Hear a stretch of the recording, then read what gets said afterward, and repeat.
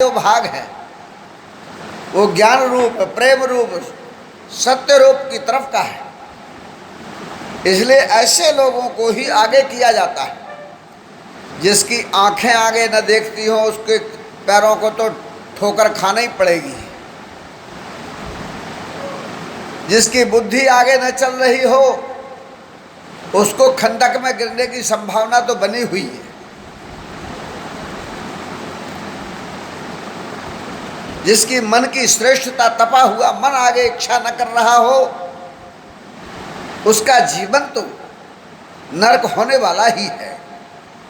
इसलिए जो तपस्वीवान जिनके मन है, निर्बल जिनके मन है, वैरागपूर्ण जिनका आचरण है, कल्याण के मार्ग के साथ सधर्म आचरण करने वाले, यज्ञादि धर्म कर्म का निर्वहन करने वाले लोग ये सबसे आगे चल रहे हैं। नगर लोग सवे सज सज आना, ओ चित्रकूट कहूँ कीन पयाना, चित्रकूट कहूँ कीन पयाना, शिव का सभगल शिव का शुभग न जाए वखाने, शिव का शुभग न जाए वखाने, वो चढ़ चढ़ चलता भई सवरानी, चढ़ चढ़ चलता भई सवरानी। महाजनो येन गतः सपंथः, कहाँ जाना चाहिए, किस तरफ जाना चाहिए, इस जीवन का रास्ता कौन होना चाहिए, ये जब महान लोग होते हैं, त्यागी लोग होते हैं, तपस्वी लोग होते हैं, कल्याण करने वाले लोग होते हैं, संत महात्मा लोग होते हैं, ये लोग सदैव ही राष्ट्र कल्याण की तरफ बढ़ते हैं। ये लोग सदैव ही जन कल्याण के लिए बढ़ते हैं।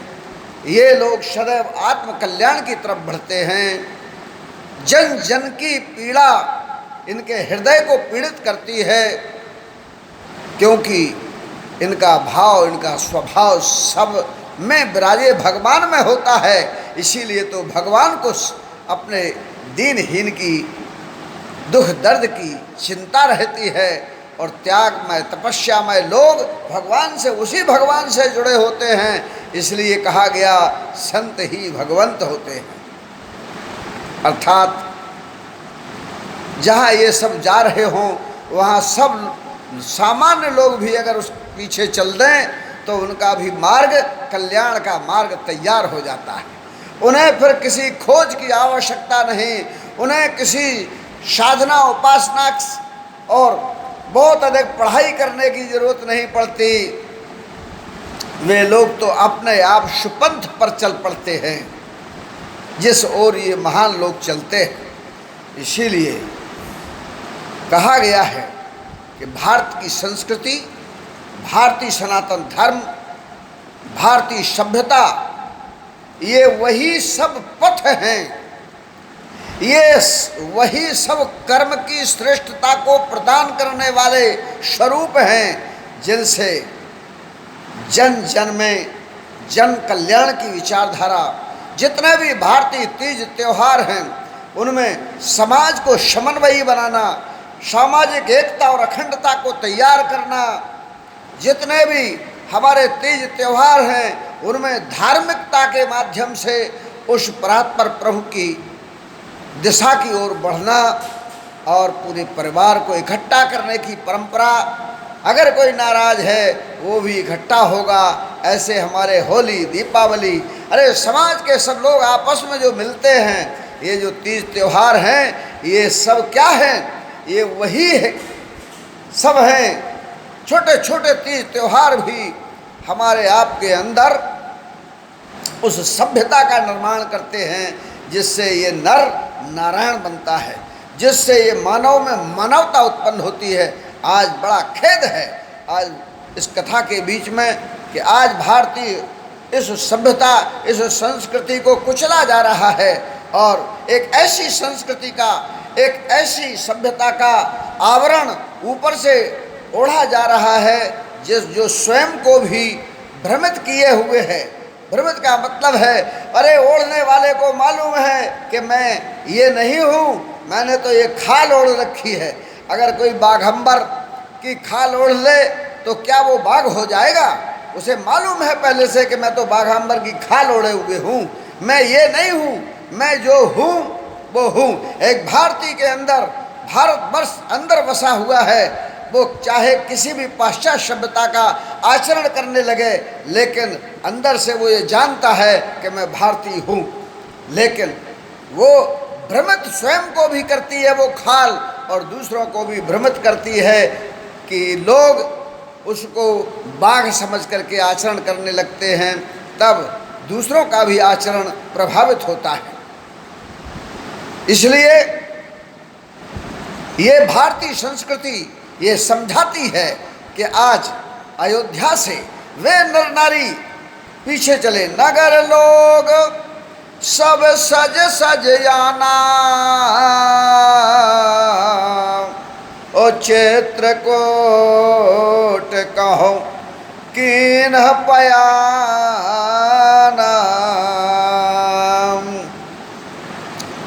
जिन निवासियों को ये पता नहीं था मेरे राम कहाँ चले गए, जो रथ के पीछे दौड़ रहे थे, उन्हें ये पता नहीं चला और बेचारे लौट के अयोध्या आ गए। आज जब उन सब महापुरुषों के पीछे हैं तो उन्हें ये पता चल गया कि भगवान राम कहाँ हैं। इसलिए तुलसीदास जी महाराज ने चित्रकूट इनके साथ लिखा है, उनके साथ नहीं लिखा कि कहाँ के लिए चल रहे हैं। अरे उनके अंदर तो लक्ष्य पहले से ही राम है, लेकिन ये नर नारी जो सहज और सामान्य हैं, जो भगवान के लिए तड़प रहे थे, और उन्हें ये पता भी नहीं था कि राम हमको छोड़कर चले गए, हम लोग तो सोते रह गए हैं।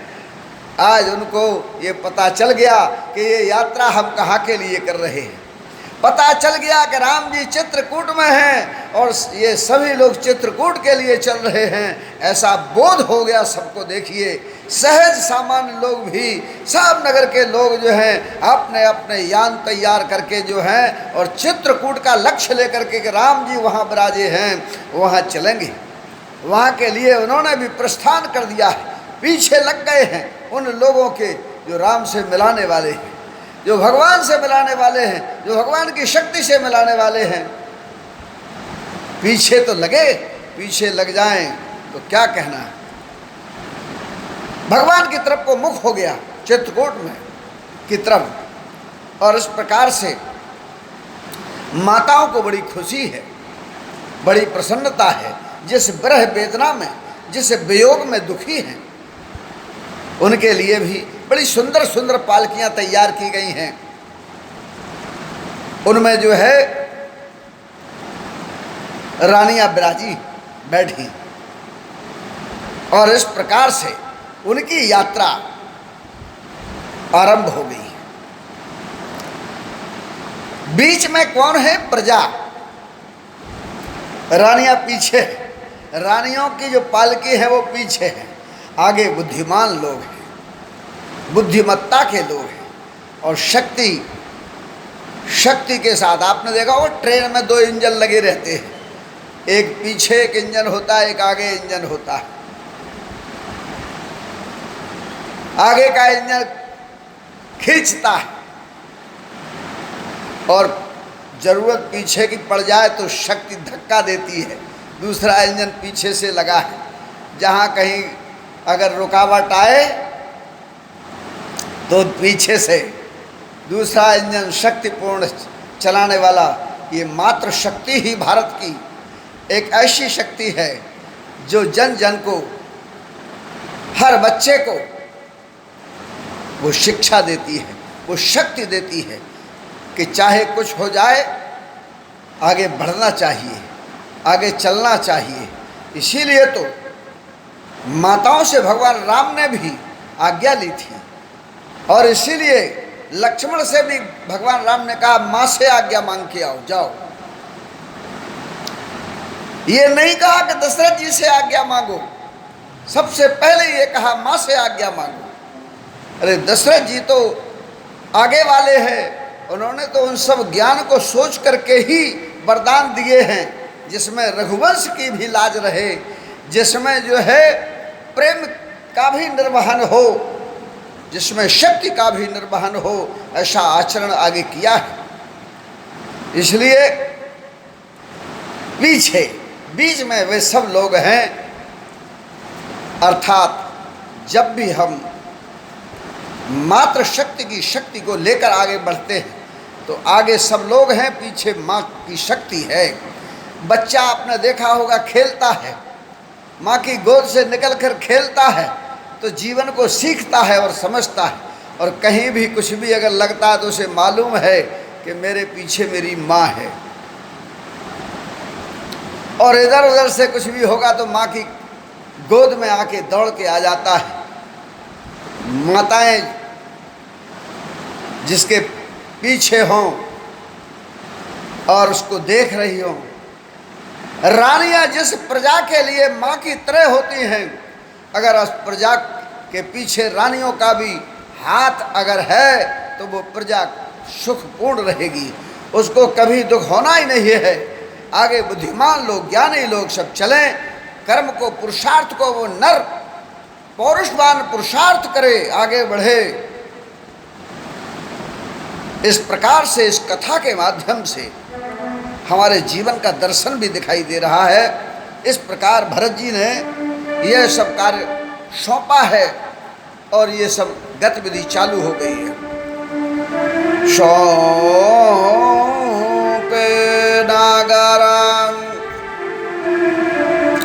सौंपे नगर सुच सेवकन राम, सौदरस वहीं चलाए सिय रामा, और सुमिर राम सिया चरण तबे रामा, सुमिर राम सिया चरण तबे रामा, चले भरत दो भाई सिय रामा, चले भरत दो भाई सिय रामा। अब इस प्रकार से बड़े पावन पवित्र समर्पित सेवकों को नगर सौंप दिया है भरत जी ने कि तुम्हें, अब तुम जिम्मेदार हो, इस संपदा के तुम ही दर रखवाले हो। उनको सौंप दिया और सबसे बड़े आदर पूर्वक कहा कि अब आप सब लोग आगे बढ़िए, आगे चलिए। ये आगे कौन बढ़ा रहा है? भरत। भरत प्रेम की मूर्ति है, भरत संरक्षक हैं, भरत धर्म का स्वरूप है। जब धर्म सबको आगे करके चले, धर्म आधार बन जाए, जब जीवन का किसी भी यात्रा का जब धर्म आधार होता है, आधार सबसे नीचे सबसे पीछे होता है। हमारा बड़ा दुर्भाग्य है, भारतीय संस्कृति की अपने अपने ढंग से व्याख्या करके समाज को लोग कहते हैं कि जो चरण है, अरे चरण ही तो आचरण का आधार है। सच्चा धर्म तो चरण है। हमारे चतुर्थ वर्ण को ऐसे ढंग से व्याख्या करके ऐसे समाज को विभाजित करने का कुछ लोगों ने षड्यंत्र किया है। आज देखिए भरत जी सबसे वाद में सबसे नीचे, जैसे ऊपर से ब्रह्मांड ज्ञानी ऋषि मुनि हैं हमारे शरीर में, ऐसे क्रम से जो भाग हैं चार, उस प्रकार से आज ये यात्रा राम से मिलने के लिए हो रही है, अर्थात भगवान तक पहुंचाने की यात्रा तक ये जीवन का दर्शन देखने को मिल रहा है। इस भगवान भरत की कथा में उन सेवकों को सौंपा, उनके सहारे कर दिया, और अवध वो अयोध्या, यहाँ ये संदेश मिलता है कि वे श्रेष्ठ सेवक उस संपत्ति के संरक्षक हैं। जिस सृष्टि के संरक्षक परमात्मा होता है, ईश्वर जिसकी रक्षा करता है, आज स्थान मिला है उस सेवक को जो पावन है, पवित्र है। ऐसे समर्पित सेवक हैं, उनको अयोध्या सौंप दी है। धर्म प्रिय, धर्म स्वरूप भरत जो हैं, सबको प्रणाम कर रहे हैं, सबको आगे बढ़ा रहे हैं। और वो प्रणाम क्या है, किसको है? वो सीताराम जी का भीतर स्मरण चल रहा है, राम जी का सुमरण चल रहा है। सुमिर राम श्री चरण तब, सीताराम जी के चरणों का स्मरण करके अंदर ही अंदर स्मरण किया है। और इस प्रकार से भरत जी दोनों भाई,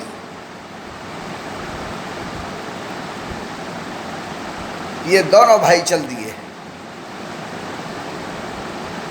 भरत शत्रुघ्न। एक ज्ञान होता है जो भीतर से संदेश देता है।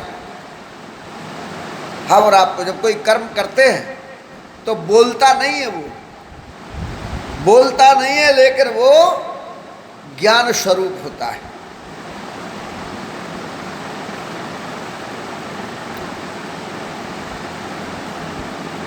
आप सबने अनुभव किया होगा, किसी काम के बारे में जब हम मन इच्छा करता है, बुद्धि विचार करती है, तब निर्णय मिलता है भीतर से कि इसे करना चाहिए, नहीं करना चाहिए।